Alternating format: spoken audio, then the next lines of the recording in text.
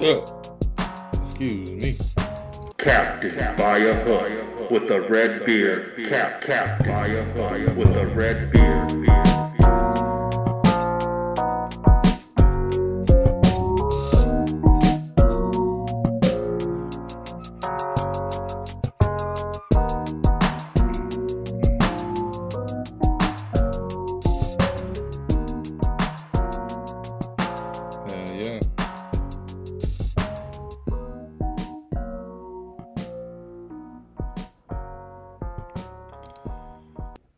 Yes, sir. Welcome to all across the land.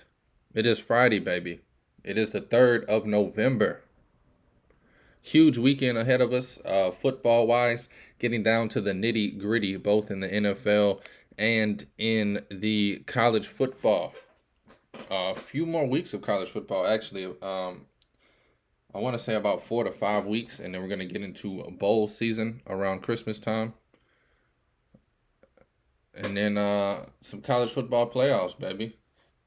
We're going to talk a little bit of futures, both in the college and NFL awards before we give out our bets for today and break down some of the games. Also got college basketball starting on Monday. Wanted to make an announcement.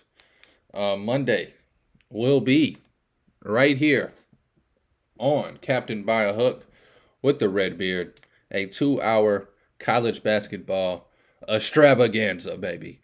We're going to break down everything the books offer, from win totals to conferences. Every bet that I like, I will break down and give out on Monday. Monday morning, bright and early, right here. College basketball season will officially tip off here first before we get into the Monday slate of games. Also, we'll have a huge slate of bets on Monday for college basketball. Geeked about that. For those that don't know, real quick, college basketball is my bread, it's my butter, it's the whole fridge and damn pantry. It brings the groceries home all year long, even though I only get a short 6 months to bet it. It is also my favorite sport. So after today, be prepared for a lot of college basketball talk. So today we're going to look into the second half of the season in the NFL post-trade deadline. Also, as I said, we're going to look at the Heisman Award markets, maybe look at a little college football playoffs, see where we're feeling and see where we're at with those, and then give out our college football bets and break down every NFL game as we do here every Friday with my man Jaden Chandler Parnell, the GOAT, baby. But without further ado, this is Captain by a Hook with the Red Beard, Rowan Donaghy, a.k.a. Rowan Dives. Going live on the 3rd of November. It is a Friday, and this is a morning show. Without any further ado, I want to bring on my guest, my friend, my business partner, my man, JCP from the JC Pod on YouTube.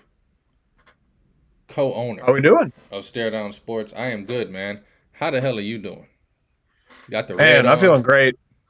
Oh yeah, bread out, David. Shout out the Cougs. Big game against Olivet Nazarene this weekend. I love it, man. Let's get it. Let's get it. Shout out. Alma mater, baby. Yeah, if them boys are anything like you right now, they are ready. Huh? Get it? See what I did there? I'll tell you what. The boys are gonna probably play good, but you know them boys are gonna look fly. I tell you what, we got some drip masters on that team. Yeah. Them boys can dress up. I tell you that. Hell yeah. No, I'm just crunching numbers while you were talking the whole time, finishing some stuff up, making sure I take advantage of some numbers before they're dropping. I already have numbers dropping. You know how it be. Nah, One of them days. You told me you have a huge slate of college football, which makes me excited as can be, because I'll probably just ride 80% of your picks, being as I only have 2 picks that I like, and I don't even like those 2 picks. But before we get into bets and picks, I wanted to talk a little bit about some futures and award markets, starting with the Heisman Award. A lot of talk this week has been garnered on Marvin Harrison Jr., maybe being one of the first non-quarterback Heismans in a while. Also, I wanted to talk about... Yeah, that's crazy, man. I also wanted to talk about Jaden Daniels, LSU's quarterback. I put this bet in after week 2 against Mississippi State when he went 31 for 34. I gave it out on the show at plus 2,500, 25 to 1. Right now, he's the third favorite at plus 400. I still don't really feel like he has a true legitimate chance to win. However, he does have a game this weekend against Alabama, which if he shows the hell out, he will definitely cement his name into getting at least invited to the Heisman ceremony. Where you at on any of these college football awards, whether it's Heisman Award, whether it's some teams you think about to get hot, or some college football playoffs talk? Just where you looking at the end of this season, college football wise? That's what I was just about to say. First off, Marvin Harrison never a bad play. He's amazing. I mean, the fact that his dad said he's better than he is. If you guys remember how good his dad was absolutely insane. So Marvin Harrison Jr. always a play there. Another sneaky one you might want to hop onto him now. Still could be a little late. Jordan Travis. He's been playing pretty well. This is a Florida State team that is different for sure this year. Him at plus 750 is not a horrible option. I'm not going to guarantee it, lock it up, but I mean that's just for the odds. It's not terrible odds. I mean it's dropped some obviously from what it was way in the past because it's what it is now. But I'm not gonna lie, Michael Penix Jr. I don't know if he's going to end up winning it just because we've had 2 dud games lately. That's going to definitely hurt him. When it comes to JJ McCarthy, he's not a bad play at plus 400. Jaden Daniels honestly isn't a bad one either. I mean your boy, you got him at really really good odds. This is the big game to decide for him. If he can have a big game here, that's going to be what basically gets him. And so it's going to come down to this game pretty much for Jaden Daniels. Bo Nix isn't a bad. I mean, I won't lie. I mean, everyone on the first, Wide I'm open. assuming you're looking at the same sportsbook as me, right? Same sportsbook as me, I'm assuming. Looking at odds. I'm on another one. Okay. I was going to say, for me, it goes Michael Penix, McCarthy, Bo Nix, Jaden Daniels, Jordan Travis, Marvin Harrison. All those, honestly, are really good options. And then it dropped Carson Beck. If you want to go long on, that's probably my favorite long on one is Carson Beck. He looked really good last game, starting to play better, starting to get better, and it for plus 2,000. That's really really good odds. If you want to be funny and goofy, Ollie Gordon the second plus or at plus 5,500 for this will be the last one I say by the way.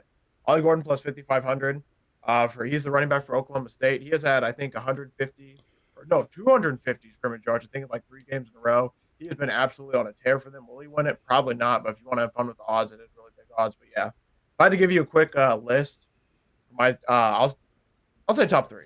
JJ McCarthy, I would say Bo Nix, and then odds wise, I love Carson Beck. Those are probably the top 3 that I enjoy. But you cannot go wrong, honestly, with the top 5 on the list at all. I can see any of them winning right now. Nah, all season I've kind of had a feeling of JJ McCarthy. I haven't pulled the trigger on him, and the number just keeps getting shorter and shorter. Michigan. I haven't seen a Michigan game either. So I personally for me, I haven't seen how he's played, but everything I've heard and stat wise seen at the end of the games, he looks like he's playing pretty good ball. No, he's probably the most efficient quarterback and most consistent quarterback in the league this year. Jaden Daniel has his flashes of being great. We all know what Michael Penix can do on a good day. I don't even know who Carson Beck is, to be honest with you. Georgia quarterback.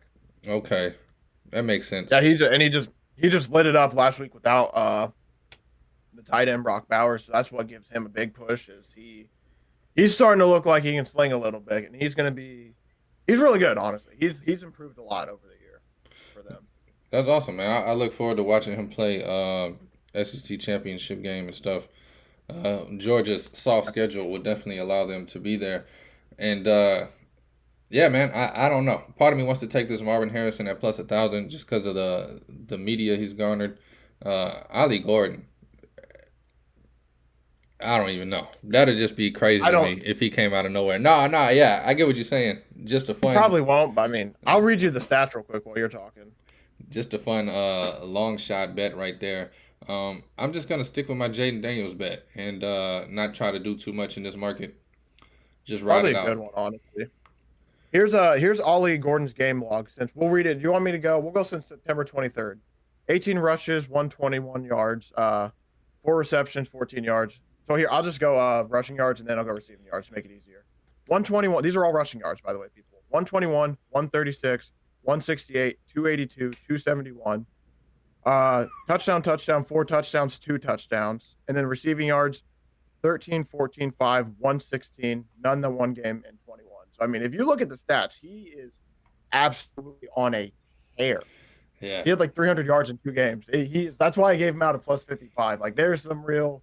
If he can keep up this tear, I mean, there's no reason he's at least not going to go to New York. Might not get it, but he's at least going to go to New York if he keeps playing like this. Yeah. Shout out.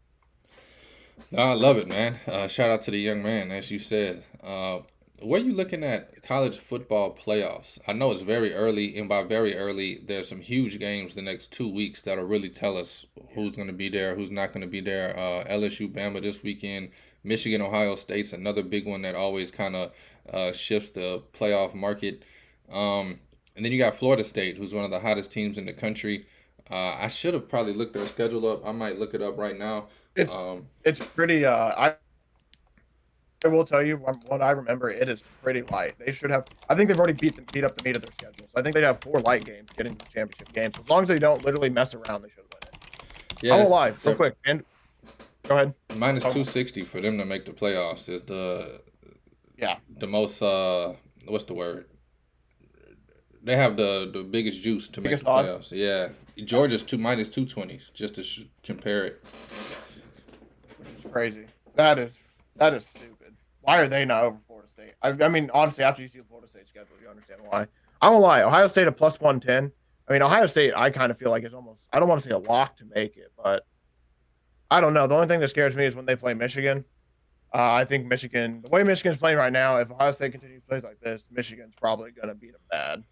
So that's the only thing that scares me for that. Oregon at plus 165, if you want to talk odds, isn't a horrible odds play.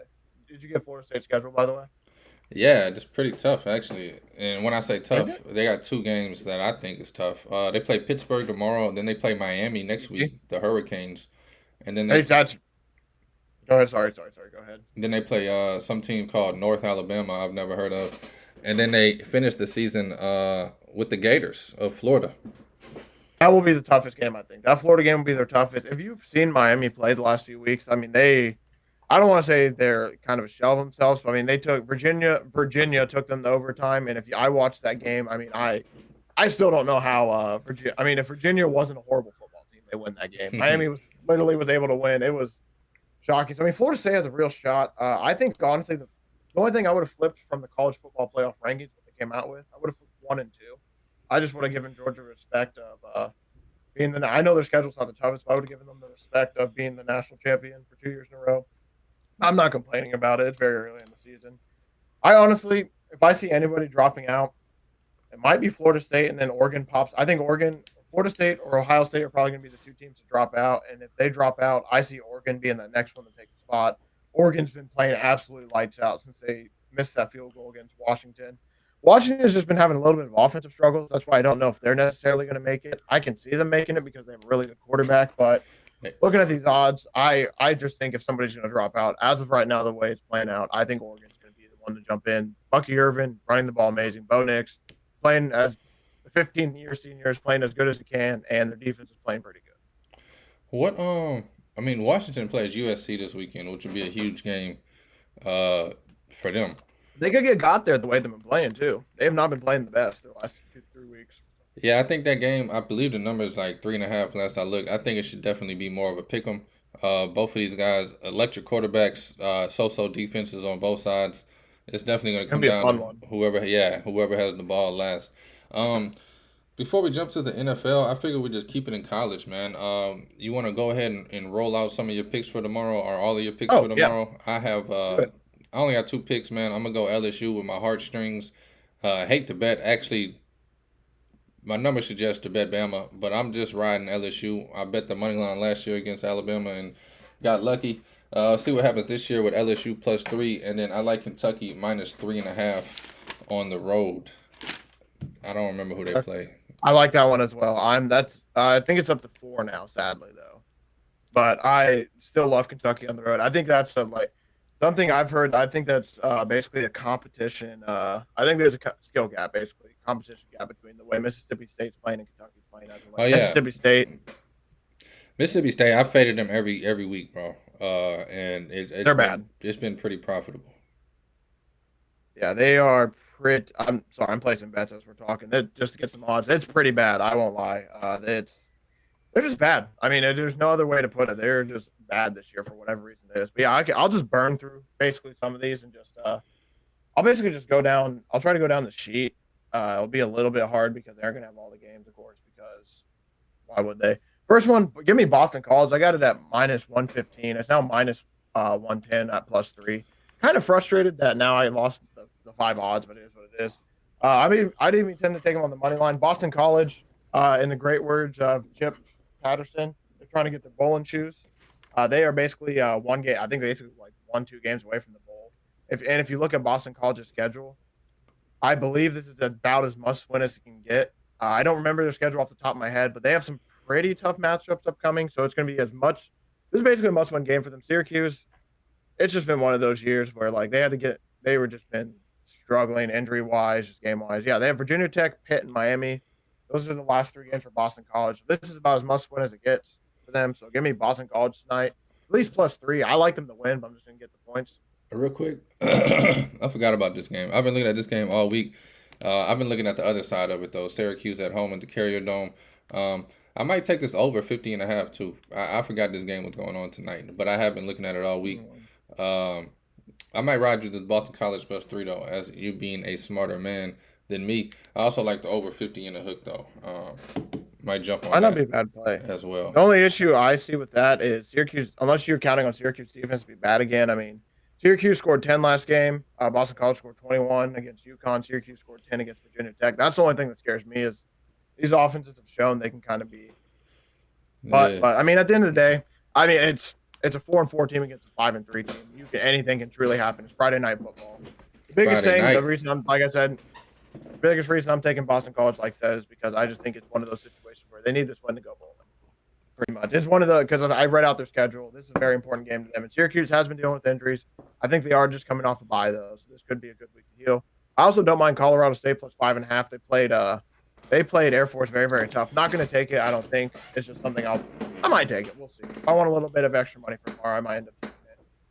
But now going to my bets for tomorrow. First one, I like Rutgers minus 18.5. Rutgers plus 18.5. Man, imagine those odds. Get the minus 18. Plus 3,000. Man, they at minimum. No, I just like Rutgers to keep it close. Ohio State's blown out one team all year pretty much. And Rutgers isn't playing horrible. Their offense is kind of but they're 6-2. They're trying to go bowling as well. And Ohio State, they just got ranked number 1 in the college football playoff rankings. It might be a little bit of a we'll just see. We'll see how those boys feel. I mean, they could still win. I don't know if they're going to cover. Their defense has been pretty good. It's just I don't know. I don't trust their offense to cover 18. So I like the number play. Give me them 18. Another one I like, Nebraska minus 3 against Michigan State. This is simply a play that I am shocked at how good Nebraska's playing. They actually have a chance to steal the Big Ten West, believe it or not. I think there's a 5-way tie for the Big Ten West. Nebraska's one of those teams. That's crazy. And Michigan State sucks this year. What were you going to say? I just said that's crazy. Just given how bad Nebraska started the season in the first 2 or 3 weeks. Yeah, if you look out of nowhere now, they're on a tear. They're actually playing really, really well. Also, I heard a really awesome speech. I don't know. I was thinking of tweet. I don't know why I thought of tweet. I saw a really awesome speech from Matt Rule. I'm assuming you've seen that too. That was. Yeah, I'll tell you what. The guy's a college football coach. Yeah. It's pretty powerful. That's one of those things where it's like, oh yeah, this guy's meant to be a college football coach. So I like the feeling that we got with Nebraska this year. I know their quarterback play has been iffy, so that does scare me. But I just like them against Michigan State. Michigan State's been really bad this year. A lot of turmoil in Lansing as well. Yeah, there's Urban Meyer rumors are swirling though. So hey, might get a little bit Urban Meyer action. This next game, you want to talk about fan and you want to talk about heart. Shout out Tyler. You got a 6-minute rant out of Dabo, but I ain't gonna be on Dabo and them boys. Give me Notre Dame to win this game. Sam Hartman is 0-4 against Clemson though, so I will admit that does scare me a little bit. But Notre Dame, another team that's been playing their better ball as the years gone on, and it's just Clemson. Clemson lost to NC State last week, who's not a basketball school, so you can kiss my ass, Steve Smith. That was hilarious. Did you see that from that coach? No, I love that. I did watch that one. I'll probably ride this Notre Dame. Tell them they can kiss my ass. I did the way he said it. I love it. Hey, they beat Clemson too that week. So what does that tell you? They ain't a basketball school, Steve Smith. Yeah, no, they're not any school, but they a school for sure. Yeah, they ain't much of a basketball school anymore right now. But no, honestly, the Clemson's just been having one of those years. I think this is going to be the year where Dabo finally. I think all the boosters are really happy because now they're like, "See, Dabo, you got to pay for players, man." I think they're going to potentially go to the transfer portal starting next year for more players to get involved. So I think it's just one of those years where they just have a down Clemson year. I don't know if they're going to go bowling this year. That's how bad it is. So give me Notre Dame, who's been riding hot. I like them to keep it going. I told the people on my show if I can get Indiana at 10.5, I will. 9.5, I won't because I like the way Wisconsin's been playing. So I'm going to go away from that one. This is my first nasty one of the day. And if you have been a fan of this show and you've been a fan of my show for a while, you know where I'm going. In South Carolina, we might have an upset brewing. Plus 520 on the money line, plus 15.5. Jacksonville State, baby. 2-6 Carolina. I'm not going to say they're on quit watch, but they are having one of their worst seasons. The Wild Sprint. I mean, I almost forgot Spencer Rattler's been there. I haven't mentioned him in about a month. Big It's trash. I'll tell you, it's been a mess for them boys down there. So Jacksonville State is liable to come in there, mess around, and steal the game. I mean, they're 7-2. They're playing really impressive, and I mean, I think potentially too, South Carolina's might be dealing with some injuries. So that's like legitimate. South Carolina should win that game, but there's legitimate chance that if South Carolina messes around at all, they get got. No, I'm putting the money line in right now. I'm gonna do it after I got the 15.5. I'm for sure gonna put in a money line bet. I think it's gonna be this is gonna be one of my favorite games to watch at noon, just because I love Jackson State. Rich Rod has been an amazing coach. Jacksonville State has been very kind to me this year. I think I've lost money on them one game this year, maybe two, and I'm so up that it's worth it to ride them in a fun spot like this where they get a real chance to show against a powerhouse who they are. This one, Georgia Tech on the money line will be one I'm looking at, not going to take. They're playing Virginia, another team that's trying to go bowling. This is the must win for them as well. Their schedule's pretty tough, I believe, after this. So I'm going to be interested in that. But next game, the wagon, baby. Finally got it to drop my favorite. Minus 17.5. Give me the Air Force. Army lost to UMass last week.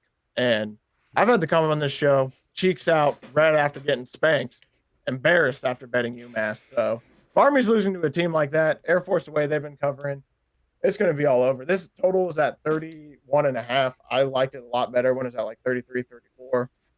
31, I just don't want any part of. Although, I think it's 41, 10, and 1 is the schools unders. And by schools, I mean the Army, like the Army, Air Force. I can't think of the name of the schools, the military schools. Yeah. There's another word for it. I just can't think of it. But yeah, I don't know. My brain's farting on that. But yeah, give me Air Force minus 17.5 because truly they have been a wagon this year. I mean, Colorado State had them, like, if you watched the game last week, I watched a little bit of it. Colorado State was in that game with Air Force for a minute.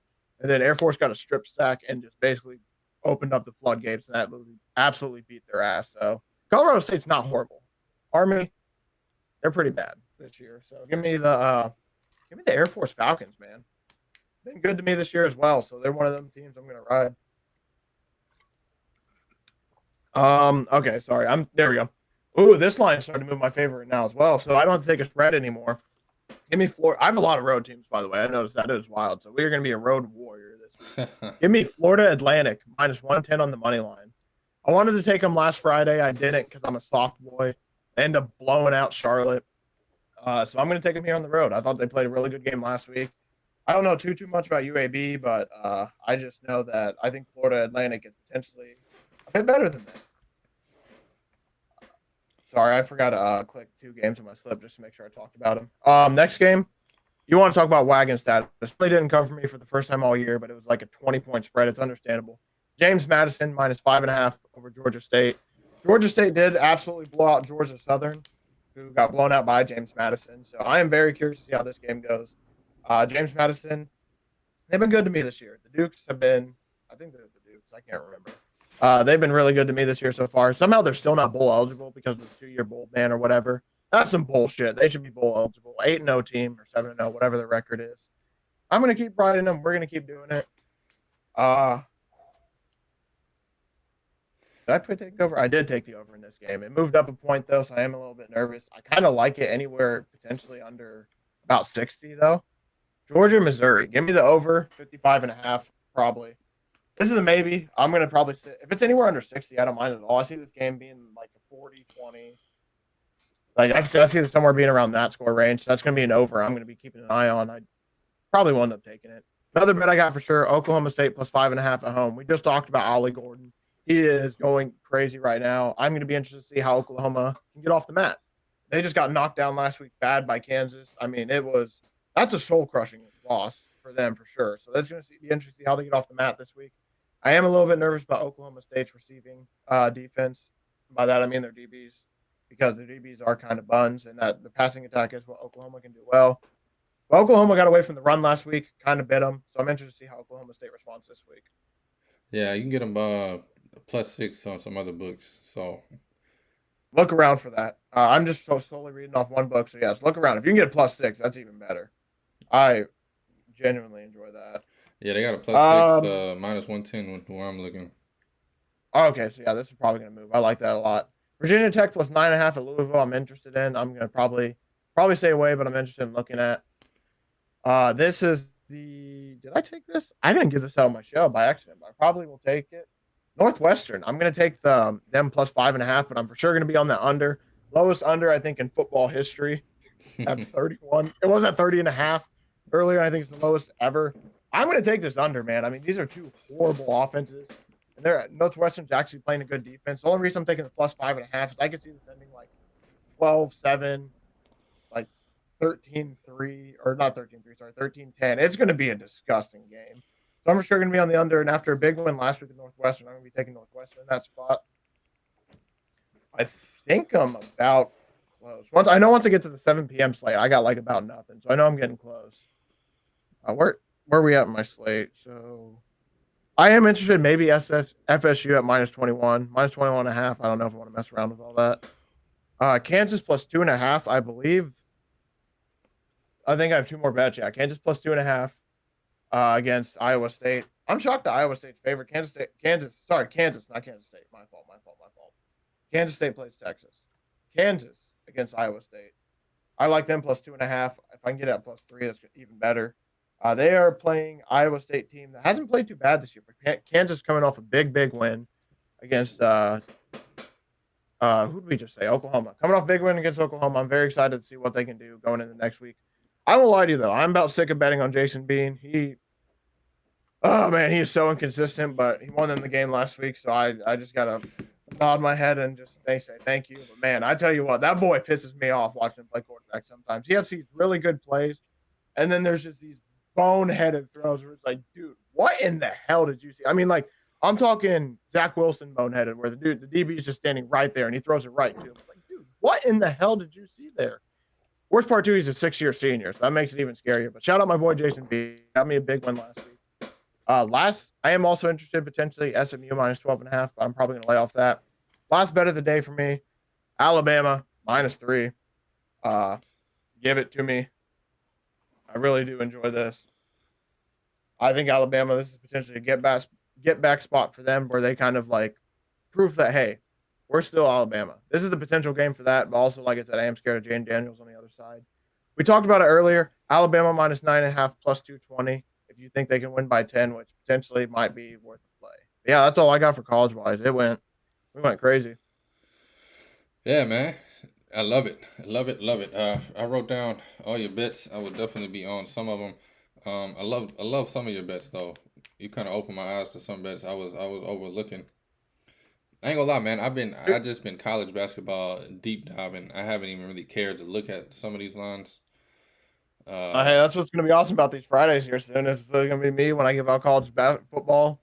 And then when you give out college basketball, I'm going to be the one sitting here just writing them all down as well to make extra money for the weekend.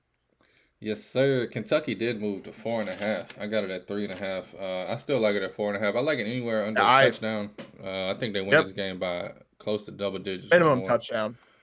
I mean, Mississippi State is truly there truly might be a talent gap between these two schools this year, which is crazy to think about. But Mississippi State is just buns. No, they've been horrible all year. I just been fading them automatically all season, no matter who they played.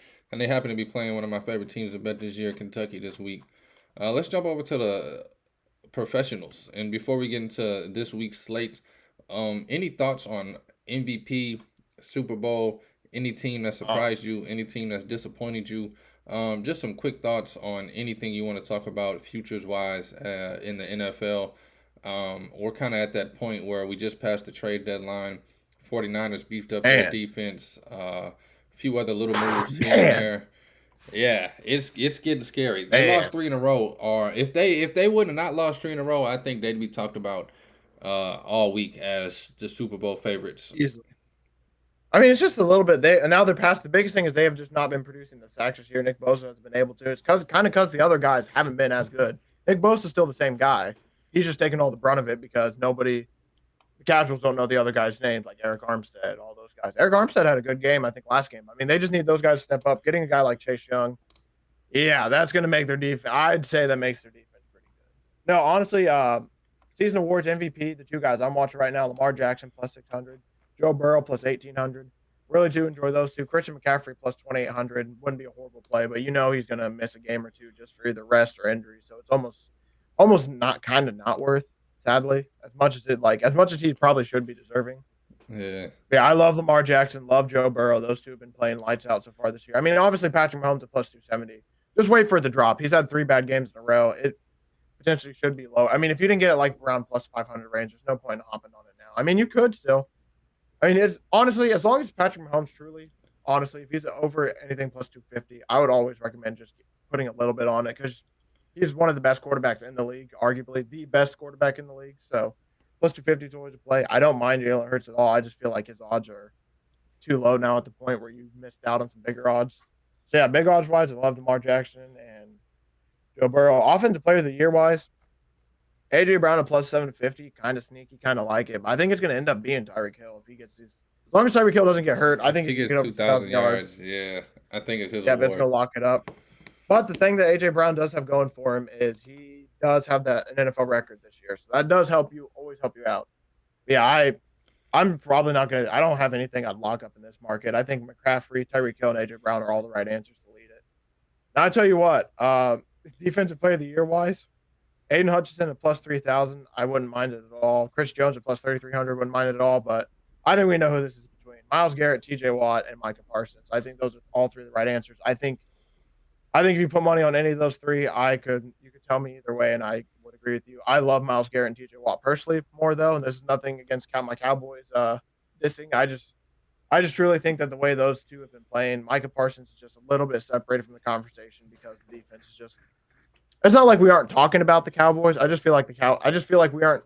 He's not having a Micah Parsons amazing season, so that's what he's having a good season, but he's not having a Micah Parsons season. I feel Right. like, and I could be totally wrong.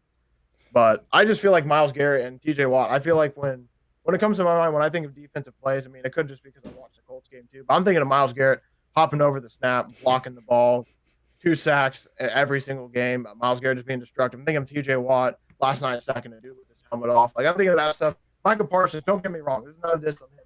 He's having a truly amazing season. I just personally think it's going to come down to Myles Garrett and TJ Watt. I agree. Uh, Everything in me wants to put a little something on Max Crosby at 3,300. He's deserving as well. That dude is so good. They might be good too with the new coach, so I can't argue with that either. Yeah, I just feel like you said, man, Garrett and Watt have been just as good as Crosby, and they've had those special moment plays that people remember from watching, seeing the highlights on Twitter and stuff. Max Crosby's been kind of just great every game. Nothing special. And yeah, and when he does have a special game, I mean, you have a game where Myles Garrett jumps over the pile and does all of his things, and it did all that stupid jazz where he blocks a kick, gets a sack, gets a safety, all that. The only reason I see that too, by the way, people, is last game. This is Micah Parsons' last game: 2 tackles, 1 sack. That's basically it. It's because they're beat. Like, there's games where the Cowboys have beat teams so bad where they haven't had to use Micah Parsons. So that's what's kind of killing him stat wise. Is there's been, I think, 2 or 3 games now where they're up like 40 something the other end and they just don't use him. Yeah, I feel like he's their Something like that. I don't know the word, last hope. Like, I don't know. Once they lost big, yeah. They get down and they're like, dude, you got to make a play. Blitz every play. Do whatever the hell you got to do. We need you to do something. Yeah, I'm not going to say they're completely relying on him on defense because that's not necessarily true, but they do. He is a big part of their defense, and when he's not going, and especially now that they don't have Diggs, that kind of hurts. Coach of the year, not really got too much for you. I think I think all the top 4 are all the right answers. Dan Campbell, Mike McDaniel, Robert Saleh, D'Amico Ryans. I think all those are the right answers. If I had to pick potentially anybody else, like Arthur Smith should be lower for what he's doing to Bijan. Honestly. No, Bro, honestly, I that's mean, like what they anybody said else. before the season, though. That's what's killing me with all this Bijan talk. He's the third running back. No, I know that it's just like I mean, Like, if he was smarter, he would play him more. But I get it. He's the third running back because he's a rookie and he has to earn his stripes. I get it.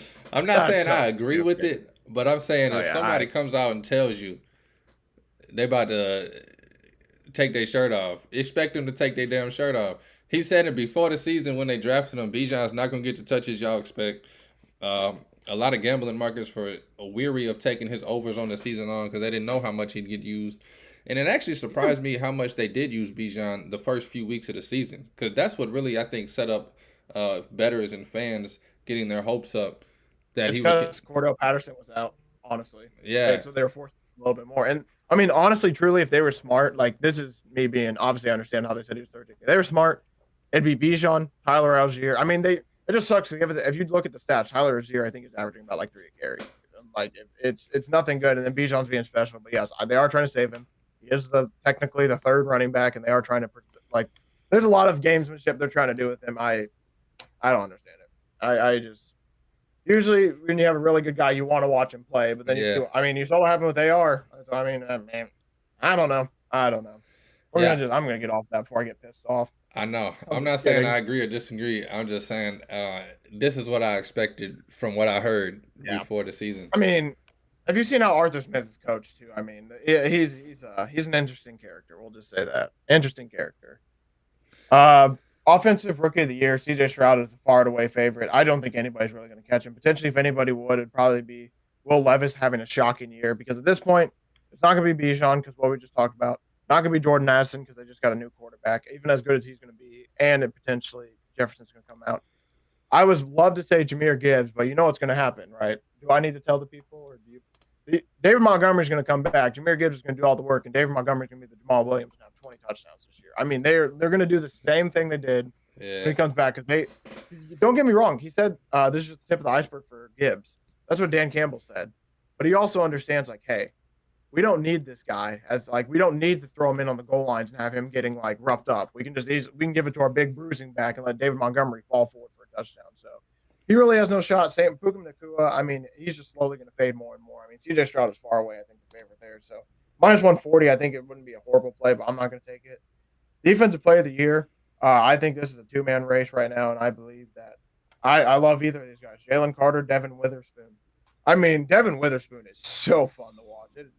I mean, Jalen Carter is really fun to watch too. As a defensive guy, like I truly appreciate watching Jalen Carter mess up an offensive line. And when it comes to Devin Witherspoon, man, I don't know if you saw the highlight from like a week or two ago. He absolutely blew somebody up. I mean, it was esque of Denzel Ward at Ohio State blow up. Like he just ran through the line of smoke. I mean, he is literally the ignition of the Seattle defense from the defensive backs. He's a little spark.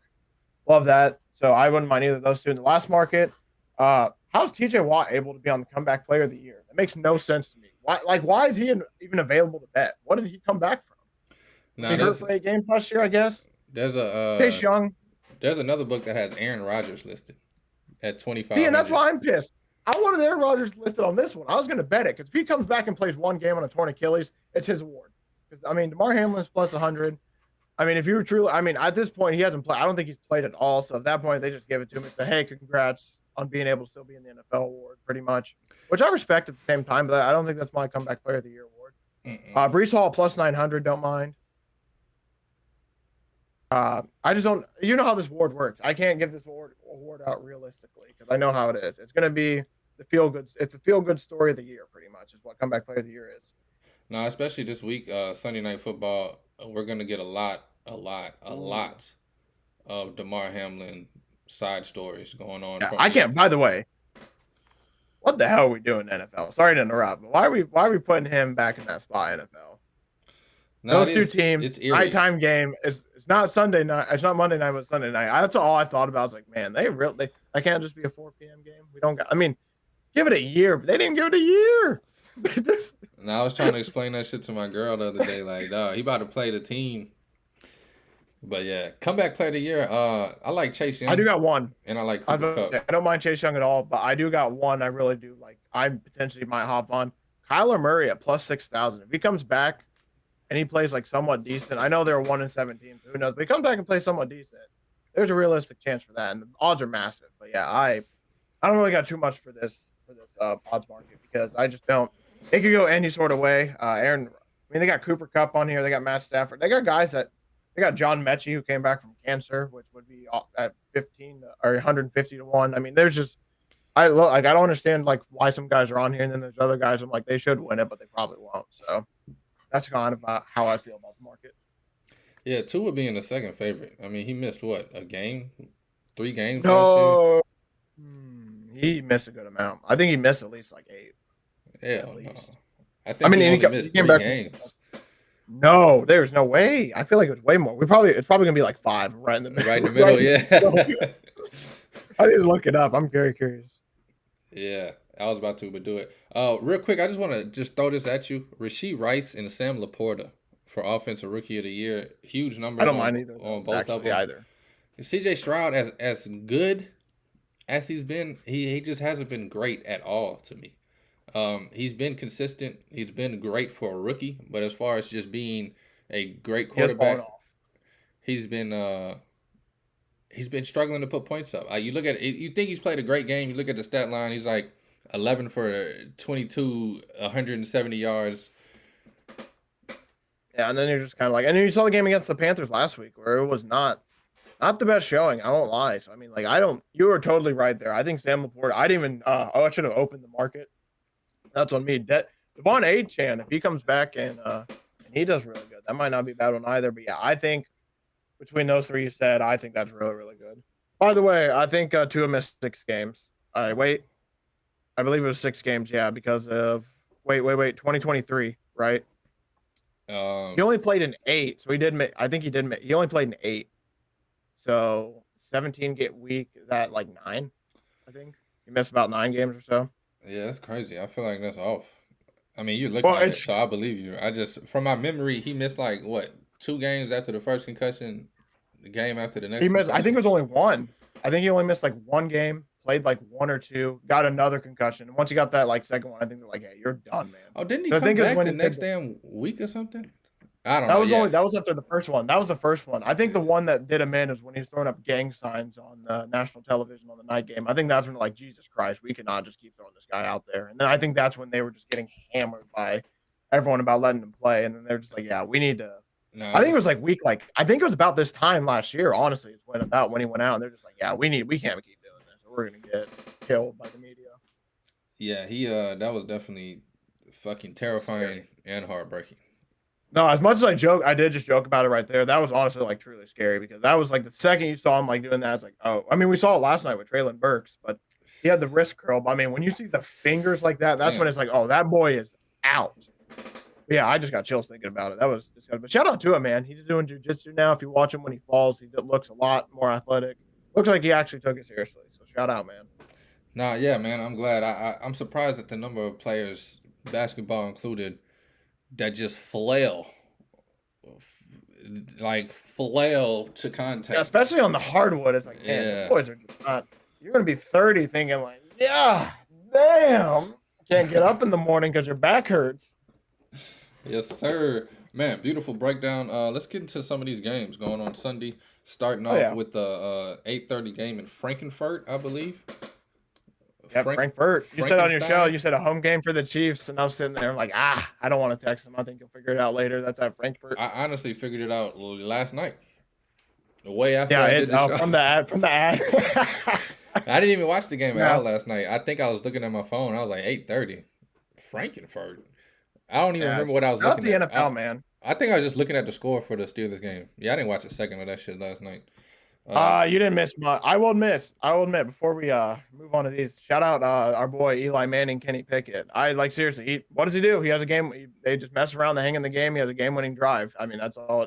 He did miss a touchdown pass, just barely, George Pickens. But other than that, I mean, the game was pretty much what you could expect from Steelers. And I got Steelers George and Pickens in Titans. fantasy, man. Yeah, no, I mean, I'm talking when I say he missed a touchdown, like George Pickens, he has a size 12 foot. He was about like size 9. It's a touchdown. Like it's more on George Pickens, honestly. He just barely didn't get that second foot down in Yeah. time. So it was just tough seeing. But yeah, shout out Eli Manning for another. I mean, Kenny Pickett has seven fourth quarter comebacks already in his career, and it's his second year. I mean, that is ridiculous. There's some No, guys who don't even have 7 right now, and they're like year 4 or 5. I love Kenny Pickett, and I don't love him because I think he's one of the best. Like you just said, the Steelers defense just keeps him in the game every damn time. And for some reason, that fourth quarter, he shows up, and you don't even I, expect it, but he does it. It's been a number of times last year and this year where I'm just like, the whole game I think they losing, and then all of a sudden, the +4 cashes in because some man, Kenny Pickett fourth quarter drive. if it's within about 6 or 7, I'm very scared. I won't lie though, that game did come down to the last second. I will shout out the Titans. Basically came down. The Titans drove down. They were inside the 20 after. I guess it was a penalty. I can't say that. After some penalties, it got down to the 20, and then it came down to I mean, it was a very clear penalty. I was pretty pissed. I saw it. I'm like, damn it. Yeah. Then basically came down to Will Levis interception at the goal line to Quan Alexander, who came in for Cole Holcomb. Shout out Quan. I wanted to get that out there. Shout out to Quan. Yeah. Hey, game stealing pick. One-time Saint. Was. Shout out. That's crazy, man. Yeah, that's all I got for last night. That's awesome, man. Will Levis, a dog. Hey, he drove him down the field. I won't lie. There's a minute where I'm sitting there. It's like, holy shit, I'm gonna have to talk about how Will Levis is a guy tomorrow because he's sitting there. He was sitting there and doing. I mean, I know they were playing back, but the way he's putting the balls in a nice spot, I won't lie. And there was some back pedals where he's just flicking the wrist and it's flying out of bounds. I mean, that dude has an arm. That is something for sure. He for sure has an arm, so we can figure out some of the other stuff. He's gonna be okay. I think. Yeah, I think he's he's gonna be okay. I think right now he's an upgrade from Tannehill, and he's only going to improve. Easily. Uh, Easily, just because Tannehill wouldn't throw the ball deep, and I mean, that's the biggest thing. He's already proven to throw the ball deep. Look how many rushing yards Derrick Henry got yesterday. Nah, that's one thing I did notice. I forget when I looked, but I was like, I don't know what he ended up with, but I saw I think somewhere in the second and third quarter, it was like D Hop had 4 catches, 60 yards, and I was like, all right, just throw the ball. You know, Tannehill just feels like he's scared to throw the ball past 17 yards.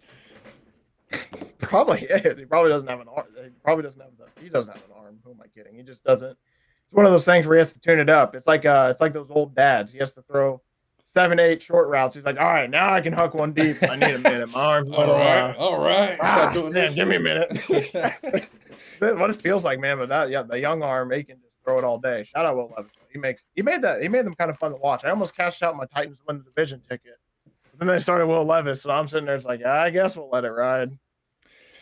Got to let it ride. They probably aren't winning it though. Damn it. But yeah, to go to this game, I shout out the NFL for putting this at 9:30. I mean, this should definitely have been a 4 p.m. game in the United States. But I understand first game in Frankfurt, you want to make an impression. Give me the Chiefs. I didn't take it on my show. I will take it here. Now I have like 7 NFL bets. Give me the Chiefs.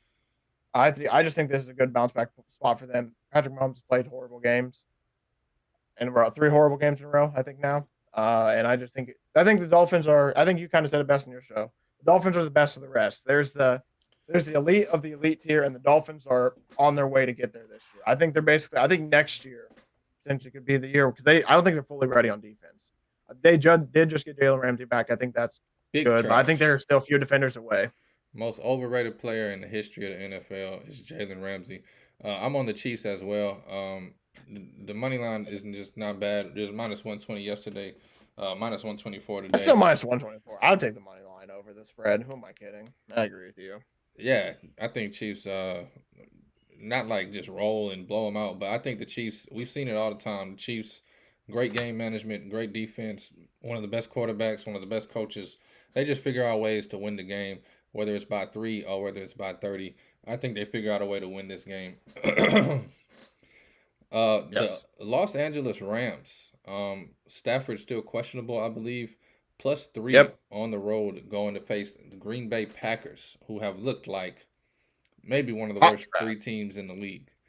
Um, it's crazy how bad they got, and it's crazy that they beat the Saints. And I just will never get over that. I think I'm just gonna go to the grave wondering how the hell the Green Bay Packers came back on the Saints. In this Rams and Packers game, Makes no I'm just sense. gonna take the Rams plus the 3 key number, and the Packers suck. So I am scared of Brett Rippon playing. I don't know if he can rip it as well as Matt Stafford can, but no, honestly, I'll take the Rams here, but I am a little bit nervous about it just because of Brett Rippon being in. But we just talked about it. Packers just traded away Rasul Douglas, so I think that kind of indicates where they're going. This is going to be as Gutekunst said, this is a key 10 games for Love to see if we're going to keep him. Like, no shit, dude. Why'd you come out and say that? I think everybody understood it. But now he just put more pressure on the kid. So I don't. We'll see how the kid reacts. I think Jordan Love has some talent, but he's finishing about 50% completion percentage every single game. I'm tired of riding the damn Packers. I've rode the Packers enough, and I've lost. I Go know. against them. I feel like every Saturday tired or of it. every Sunday you text me and you're like, "Bro, I did it again. I bet the Packers." And I'm like, "Oh shit." It's at least been 3 or 4 weeks I bet the Packers, and it's only worked out one. It was against the Saints somehow, and that was the 1-1 I didn't think it'd work out, of course. So stupid, dude. I never. I just. I don't even know, man. That game makes no sense. Now looking back at history, that's probably like the Chiefs. So far, that's the Chiefs Colts game from last year where the Chiefs lost to the Colts. Like, how the hell did that happen? Yeah. That's that game for you guys. How the hell did that happen? I mean, any given Sunday, but Yeah. No, that was the only Sunday for the Packers, apparently. Tampa Bay Buccaneers travel to Houston this week. Bucks are 3-point dogs. A lot of 3-point spreads on this Sunday. Bucks 3-point dogs on the road. The total sitting at 40. Anything you like in this game? I like the Bucks plus the 3. If I can get plus 3, this is kind of the same thing with Packers Rams. Texans, what are they going to do? Score 13 to 17 points. I definitely think the Buccaneers will be right there with them scoring wise, and I actually think the Buccaneers win this game. Plus 124 is not enough value for me to just jump straight to the money line. I'll take the 3 points, and I just don't think Texans win this game by margin at all. Yep, I kind of agree. Give me the Bucks plus 3. I just like them to cover as well, pretty much. Texans are still a younger team. I think the Bucks are fighting for a division. Mike Evans anytime touchdown plus 165. He's getting in the end. Now I hate Mike Evans. That's my lot. But I've been loving his yards over. I tell you what, that bet I took at the beginning of the season for his over on touchdowns, I don't know if it's going to hit yet still, but it's made me feel good to come in every week and at least see, like, if I miss it live, see a highlight of Mike Evans' touchdown. It's like, okay, I don't feel as dumb for giving that out. Because I was scared for a minute giving it out. Mike Evans has been, even with Baker, Mike Evans just finds a way to be clutch. I mean, you saw it last game. He literally didn't do shit all game, and then he gets a ball off somebody's helmet for a touchdown. I mean, it's the Mike Evans effect. Yeah. Does nothing until he does something. Nah, he definitely has that explosiveness that elite wide receivers have, where they can just take a ball. I mean, we see it with a number of receivers. Probably only 7 receivers though in the league that have that ability to just turn it on and go 60 yards down the field and nobody can catch him. Yeah, and for being 6'5", I mean, he got some, and being a little bit older, he just still got some speed on him. Still got some wheels. Those long strides really help. Definitely. This game is a weird one for me. Washington Commanders. And the number move. Selling the world, giving up on life. Might as well move the team to Frankfurt. The Commanders plus 3 taking on the New England Patriots. I honestly hate this game. I want to take the plus 3 with Washington, and then they trade everybody, so I scratch it out on the paper. Like, they just giving up on life, bro. We need to go make sure that the head coach ain't got no shoelaces in his shoes that he can hang himself with in his office. Patriots minus 3 I would never take, no matter who they play this year.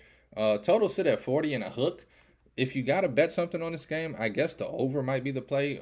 But Washington has been stanky lately, and the Patriots only have one game this season that I can remember where their offense was decent. Yeah, you probably said it best. Real quick, unders this year, primetime unders, 20. I think they're 20-7 right now. Primetime unders 20-7 after last night, and unders on the season in the NFL 72, 50, and 1. Right now, there's a lot of good football, a lot of bad quarterback play.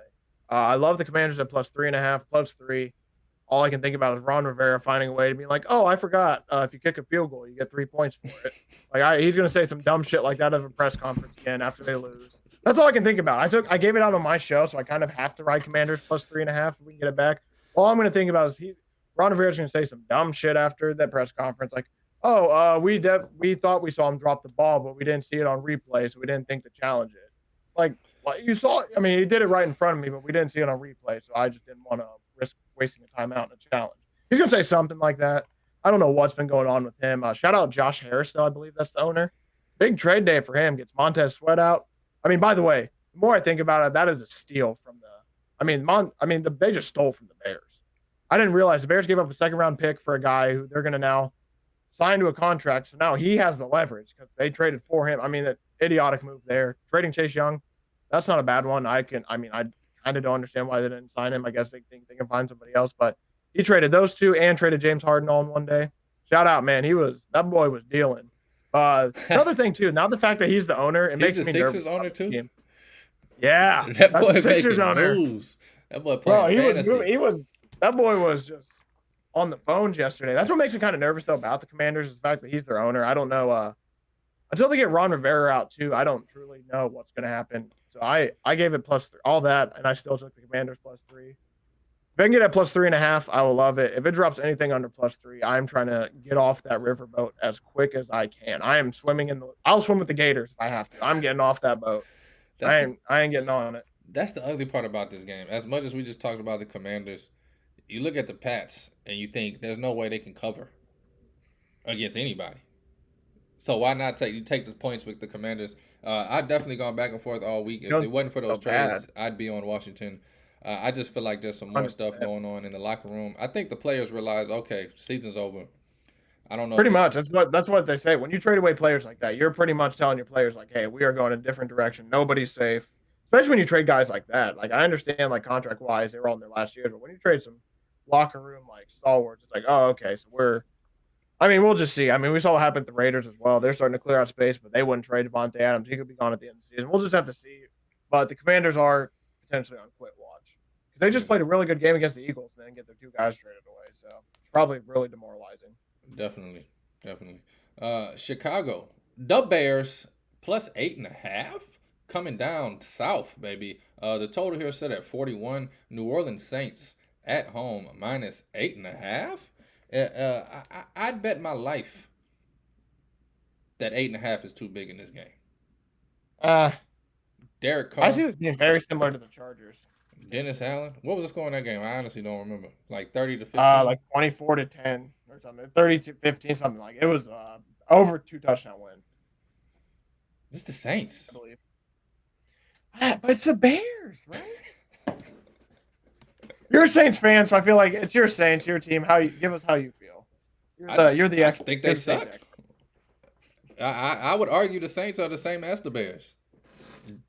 Dennis Allen, bottom 5 coach in the league. Derek Carr, bottom 10 quarterback in the league.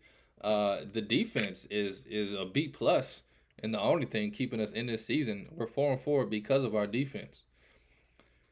Without the defense, I mean, we could easily be worse than the Bears, 2-something, 2-6, 7, whatever it would be. That's fair. Honestly, though, I feel I'm not going to bet this game at all. Though I will say I'm not touching this game. I feel like the spread is a little bit too big as well. I think realistically the Saints should be a repeat of the Chargers Bears, but there's a chance the Bears hang in there. Only bet I got for sure in this game: Alvin Kamara anytime touchdown. That boy getting in the end zone. I don't mind Taysom Hill at +200 either. Nah, they're going to use Taysom Hill heavy this game, and then he's not going to be seated floor the rest of the year. I don't know what the fuck the Saints be doing. You know what's crazy? Weird a record about him. I think it's 7-1, I want to say. Or it's like, it might be 17. It's some really big number where it's like when Taysom Hill has like, I think 7 rush attempts. They're like 7-1. So is that correlation or is that, hey, we give Taysom Hill the rock, we win? I don't know. I'm going to be honest with you. I watched every Saints game since 91. When Taysom Hill gets the football, good things happen. That is true. It's rare. It happens probably once or twice a week that he gets the ball and runs it and gets 1 or 2 yards. But usually he breaks it for 7+.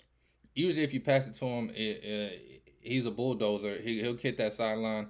I don't know why he doesn't get at least 10 runs or 10 touches a game, whether it's a tight end screen to him, a couple of runs. It seems like they only pull him out like, and I guess I get it. If you just do it every week, it's going to be guardable. But it's like a surprise to me even when he comes out there and gets 7 or 8 runs. It's some games they don't even let him run the ball at all.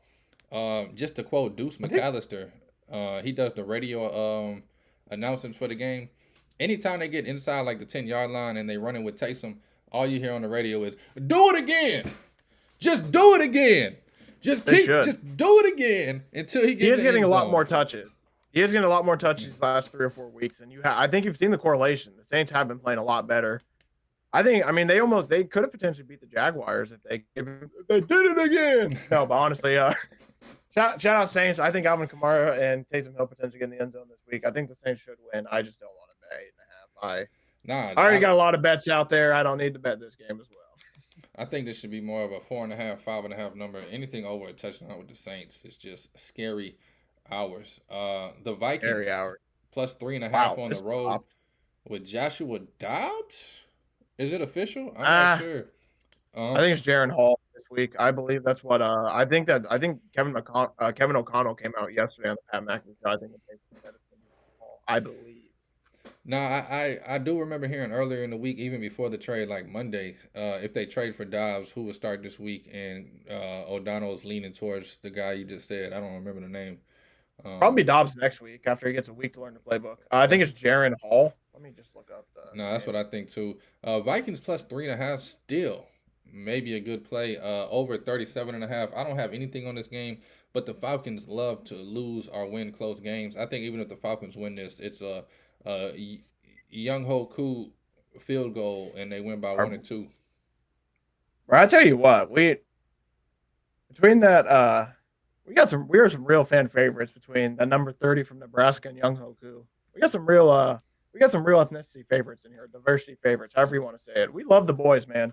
Especially them hot boys. If I can get this game at 2.5 or 3, that hot boy Young Hui, Q, is gonna be the one that gets the job done. So if I can get this at 3 or 2.5, all over the Falcons. If not, I'm gonna stay away because Jaron Hall, they have Jaron Hall stats out on FanDuel, so I'm assuming he's the one who's starting. So I'm gonna be on Falcons if that's the case because they are starting Taylor Heineke this week over Desmond Ridder. But if it stays at 3.5 or above, not touching. I forgot about that move. Arthur Smith with the famous just for this week. Just for this week. Get your ass out of here. After he said Des is going to be our guy next week, 2 days later, Taylor Heineke's going to be starting. I mean, the people, if you know, he did this same thing with last year with Mariota. He's like, Mariota's going to be our starter going in next week. He's like, yeah, we're going to move on to Desmond Ridder. While Mariota's out of the building at home. Like, I mean, it's Arthur Smith special, baby. He just loves to lie to us. That dude just lies like a rug. Oh, man. The politician. The Cardinals plus 8.5. This is another one. I'm not sure if Kyler Murray will be back or if it'll be young Tune. Cardinals plus. Sounds like Tune. Kyler Murray next week. That's what I'm leaning towards too. And if that's the case, there's no props though, so we'll see. I mean, sorry to interrupt you again real quick, but it's the same thing. Gannon did the same thing last week. He was like, it could be Tune, it could be Dobbs. I don't know. We all knew it was going to be Dobbs, and Dobbs ended up starting. I think they already kind of announced it was going to be Clayton Tune anyway, so I don't know why he's walking it back. Big thing. I think James Conner comes back next week, so that's why I personally believe they're going to bring back Kyler Murray and James Conner both next week. No point in rushing one over the other. Yeah, no. If Kyler Murray is your franchise quarterback, why rushing back in a 1-7 season? They take on the Cleveland Browns in Cleveland. Cleveland minus 8.5. I'm also not sure who their quarterback's going to be. A lot of Deshaun Watson did practice, but it's still basically going to be like a game time decision if he's going to start or not. So that does make me nervous as well. But I would assume PJ Walker, and if we get lucky, maybe Deshaun Watson starts and he's okay. It does sound like he's starting to finally get like almost better. It's just sounds like PJ's the guy this week. Yeah, I have nothing in that game. This is an interesting game. My bad. You want to say something? Oh, no. I got nothing in that game with either. I just was giving out what I knew. It's why I have you on the show, baby. I love it. Browns anytime touchdown for fun, whenever that comes out. Browns defense, special teams. I might take that for fun, but there's no odds because they don't know who's even going to be the quarterback for the game. They're like, this game's going to get played, but we have no idea. I mean, you can get scores and everything, but nothing else. We ain't letting you over under scores. You got that. Y'all can have fun with that because we know that's all guesswork. These props and everything, no. Nothing for you. This line has not moved at all this week. a lot of people on the Seahawks, a lot of people on the Ravens. Baltimore Ravens hosting the Seattle Seahawks this week. Ravens minus 5.5 at home. The total set at 44.5. I have nothing on this game. If I had to bet it, it'll probably be the Seahawks plus the 5. But then again, I could just see Baltimore running away with this. I really have no feel on this game. Oh. It'll be an interesting game to watch, just as a fan. Any thoughts on this game for you? Yeah, this is going to be one of those ones that this is definitely a live bet special. If you can get a feel of whatever side, and like after one or two drives, you can get a good feel on whatever side. I would definitely probably just lean that side. You might lose odds if you take the Seahawks, but you also might gain them if you get the Ravens. Yeah, I'm with you. I don't. It's one of those situations where I also wouldn't even mind if you're, because I like both teams so much. Like if you take whoever scores first, bet the other side. If you can get them at like 9 or 10, that might not be a bad play. Yeah. It just sucks because like the Ravens can prove to blow teams out, but like last week, they're blowing out the Cardinals all game, and then out of nowhere, they just get backdoored for the 10 for those people. Like that's a tough one. I like the Ravens there because they're at home and they're probably one of the best teams in the AFC, but I also can see the Seahawks. Seahawks just made a lot of defensive moves in not free agency in the trade during the trade deadline too. So that's going to be interesting to see if they come in or not. Seahawks are one of the they run and Number one in the NFC West, by the way. that's not what I was gonna say, but that is crazy. I think they're under the radar. I was about to say they're like the Spurs, but the Spurs won a lot of championships and won a lot of games. The Seahawks are just under the radar, which I guess is nothing like the Spurs if you think about it. But they are 5-2 or 5-3, 5-2, I believe. They've had their bye week. I don't know, man. Seahawks, they played their defense played a great game against the Bengals. Albeit this was still when Joe Burrow couldn't walk, but I don't know, man. I think the Seahawks are going to start surprising teams in the next month or two, and they might be a scary team come playoff time. And it's crazy. Oh, 100%. It's crazy to say that. 100%. I 100% agree with you. They're just getting better and better week by week. So this is a game they can afford as much as they can. They can kind of afford to lose it, but they probably, if they win this game, that's going to be a real okay. Now it's going to be like, all right, let's see what they do against the 49ers. This is basically, I would say, one of their tests. This is one of the best teams in the AFC. If they can beat this team, then it's like, all right, now let's see if you can beat the 49ers. Because then if they beat the 49ers, all of a sudden it's like, okay, Seahawks, now it's all of a sudden time to go. Yes, sir. Your Indianapolis Colts minus 2. Minus 2.5. Minus taking Jonathan Taylor 2-time touchdown, taking Jonathan Taylor over 100 yards. No, I'm just kidding. Just sorry. I am on the minus 2.5 though. Just start Rain Man in that shit. Give out 10 props. Minus 2.5. I love it. Panthers are pretty good at home, and by pretty good, they put up some points and lose. The over here is set at 43.5. 16-15 last week. I got it at Barnburn. I got it at 44.5. I'm on this over here. I think the Colts can put up 28 to 30 on this Panthers defense, and I think the Panthers are getting better each week offensively and can put up 17 to 24. I do think the Colts cover the 2.5 easily. Even though the Panthers are good against the spread, 2.5 is just too tight of a margin, I believe. But I'm definitely on the over 100%, 44.5. You have the floor, my friend. Hell yeah. I'm also on the minus 2.5. I don't mind the over at all. The Colts have been getting up a lot of points. Colts have been scoring a lot of points. The only issue is, though, they're probably going to score even more points because I don't know if you heard. I got a call. I'm going to be out there playing DB Sunday because they got no DBs. They literally got no defensive backs. I'm getting an opportunity that Jim Irsay's hosting a fan event this weekend to find a defensive back. Basically a 2-day combine. He's going to test us all out, see how we do. This Colts team is frustrating because they literally have no defensive backs, and it's just hurting them. Losing Grover Stewart for about 6 games is going to kill them as well. But the Panthers suck. And this is a Frank Reich. I can't even say his name. It's like the Third Reich. No, I'm just kidding. That's a horrible joke to make. Frank Reich. No, honestly, shout out Frank Reich, though. He's a really great guy. I bash him all the time. He is honestly a truly great guy. But it's a revenge game for him, revenge game for the Colts. I'm all over the Colts here. I think they should have won last week. They're coming off 2 games where they probably should have won. They just couldn't stop anybody against the Saints. And then last week they got screwed against the Browns. So give me the Colts to bounce back here and win this game. And I just think the Panthers won the Super Bowl last week. They won a game. It was a miracle.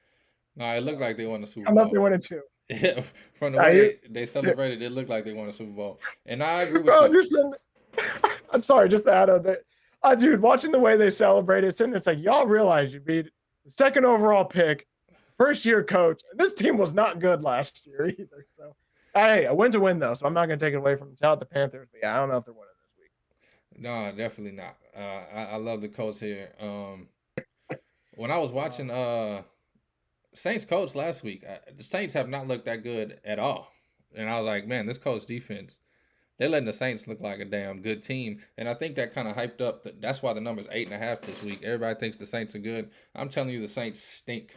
They did. The Saints did what they were finally supposed to do for about 9 weeks, basically. Yeah, and I'm sure it'll be lightning. And if you saw Olave, I say shout out Olave getting one thrown off his dome piece. Oh my gosh, forgot about that play. They just not in sync, bro. About. They need to lock themselves in the field and just run routes for 2 days straight, just them two.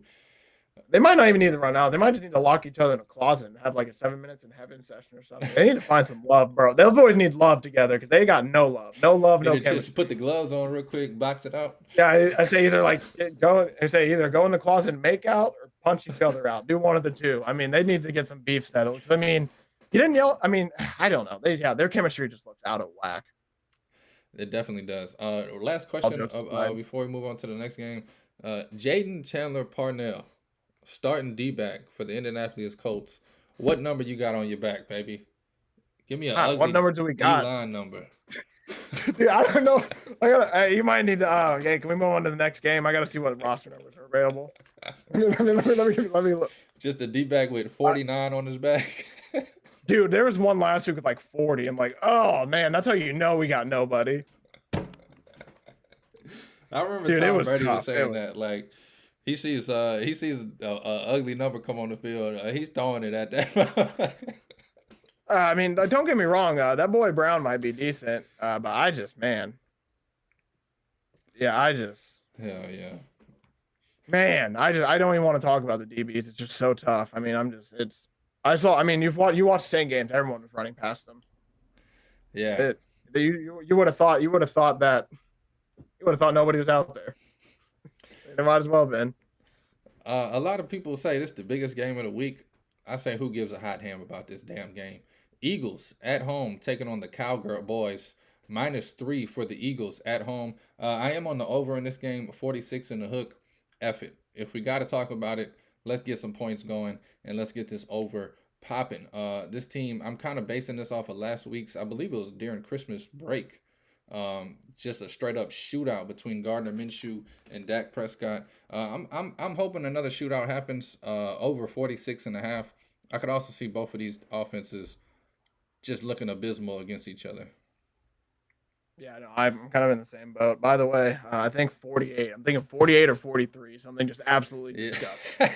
Just absolutely disgusting. A white guy wearing 48. Just, man, that is. Be like, wait, is that the long snapper? Right. No, honestly though, in this game, I think Eagles win this. I like the Eagles in this matchup. Dak Prescott has thrown for no less than 3 touchdowns against the Eagles though in the last like 3 or 4 games. So there's gonna be. I think I'm with you. There's gonna be some scores lining it up. So I'm with you there. I don't mind that at all. Number 48 gets blown by on a double move once again on the near sideline. Up. 48 is down. I think his labrum popped out again. Yeah, I'd go to lay the boom on somebody and be like, shit. This might shit hurt. Well, I don't think I could play. I've thought about that. It's like I'm like from the deal, even from my college, I was like, man, I could probably give him 5 plays. I'm done. So I mean, hey, 4th and 1, you need somebody to press. I got you. I'll lock that boy up. Hey, I'll lock that boy up on the line. That's all we did with hand fighting. I got him. I'll just jam him up there and not let him off. You got years of trench experience. Who are we playing? Adam Thielen. Dude. Oh, wait, it's the Panthers. Who am I kidding? Nobody's going to blow by me. I'll just lock up Adam Thielen on the line. He'll need a walker to get past me, that old man. Locking his ass up. Terrence Marshall. Who's that guy? Locking him up. And a surprise move, number 48, Jaden Chandler Parnell. 3 interceptions. Oh, pick 6. Yeah. Oh, man, imagine. I mean, Bryce Young did throw it straight to Aiden Hutchinson. I have a shot. Hey, man, I think against Bryce Young, anybody has a shot. He might be the most overrated player since Jalen Ramsey. The New York Football Giants on the road again, taking on the Las Vegas Raiders, who just shook up everything in their organization like a good game of Yahtzee. I am on nothing on this game. If I had to bet it, it'd be Giants on the money line. Even though New York has been up and down and up and down. Any thoughts Oh, on this game, the last game of the day slate? go back to the game beforehand real quick before I come back to this game. Yes, AJ Brown over 100 plus receiving yards. NBA Jam rules are still in effect. He has done this over 6 games, so I just wanted to reiterate that. If you want to do +1, or if you want to do 125, that's like +320, I think. So I'm probably going to double dip and take the 100 and the 125. But he's doing. Remember, just know people. One of these games, he's not going to score or get 125 receiving yards. It's due to happen, but hopefully it's not this week. Yeah, I feel Give me like the. Actually, you know what? Oh, go ahead. Go ahead. I feel like I'm way too late to try to jump in that train with y'all. Like if I wasn't on it 3 weeks ago, don't jump on it now. I only did it last week, but I should have done it sooner.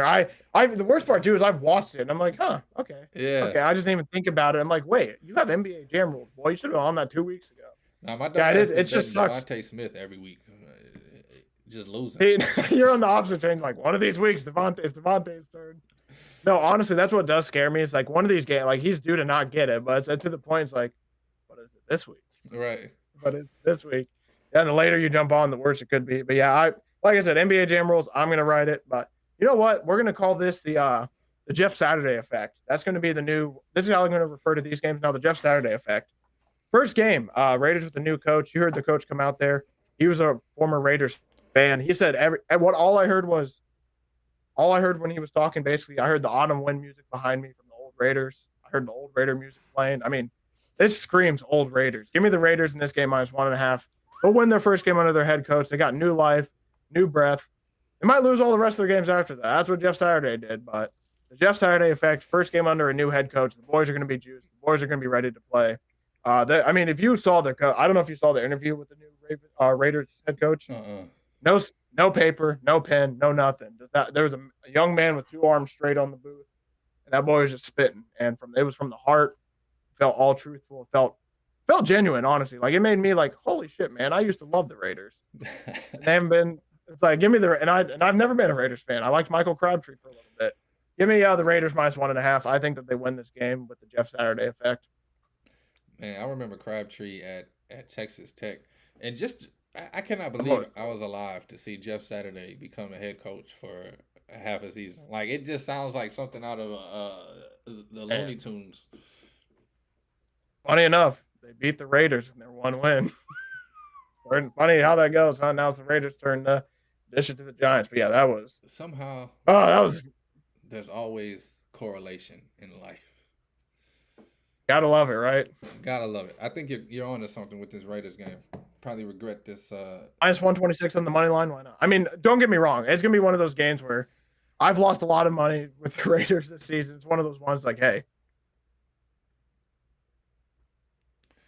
you just went mute.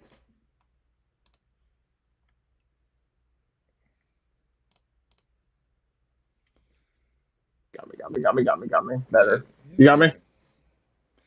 Yeah, we back, baby. I hit my desk.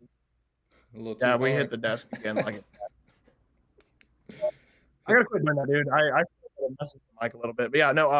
What I wanted to share is it's funny how Josh McDaniels goes, yeah, it's not the preseason. We're not starting Aiden O'Connell. Literally, this next head coach comes up. He's like, yeah, we're gonna start Aiden O'Connell. He gives us the best chance to win. So it just shows you that maybe Josh McDaniels was right in Jimmy G a little bit too much, but we'll see. This is gonna be a very interesting game. Yeah, not as interesting as a Sunday night game. Still has that Patriot Garoppolo future of the league hope. Hey. All I gotta say about that. Ain't no way, boy. Sunday night football. Are you ready for some football? The Bills. Been waiting all day. Of Buffalo. Yes, sir. I always thought that song was just crazy though. Like not crazy, but just I haven't been waiting all day for. I was excited about the Saints game at noon. I could care less about this Sunday night game. Yeah, when it's some terrible Sunday night game too. It's like Chargers Jets. Been waiting all day for Sunday nights. Like not really. I mean, I'm kind of excited. I've been really waiting. It's just more of like, oh, I guess it's here now. Right. I won't lie though. The Monday night theme is my favorite right now. With the Phil Collins remix. That one's by far my favorite. Big fan of the Phil Collins original song though. So that's why it's like, I love it. the feeling of with who is it? I think Snoopy Dogg's on that too. We got a Yeah. country guy, Snoop Dogg, Phil Collins on the remix. Yes, sir. It goes hard. It is nice, man. Yeah, we're going really long. I need to shut up. Nah, yes. Bananas. Just all the time. It's like, man, we just BSing at this point. Two more games, baby. Bengals, Bills. I'm all over the Bengals. For some Yep. reason, money keeps coming in on the Bills. I'm slapping the Bengals as hard as I can. I might end up with the biggest bet of the NFL season on the Bengals right before I turn around and ignore the NFL for 6 months. Yep, I'm on with you all the way there. Bengals on the money line, potentially minus 126. 2 touchdowns for you. Jamar Chase, Dalton Kincaid. That's all I got for that. I like both. I think Dalton Kincaid's going to step up with Dawson Knox out. I think it's going to be. They switched personnel too. They went from 12 personnel back to like 11 when they lost a tight end. For basically just for you don't know, 12, 2 tight ends, 11, 1 tight end.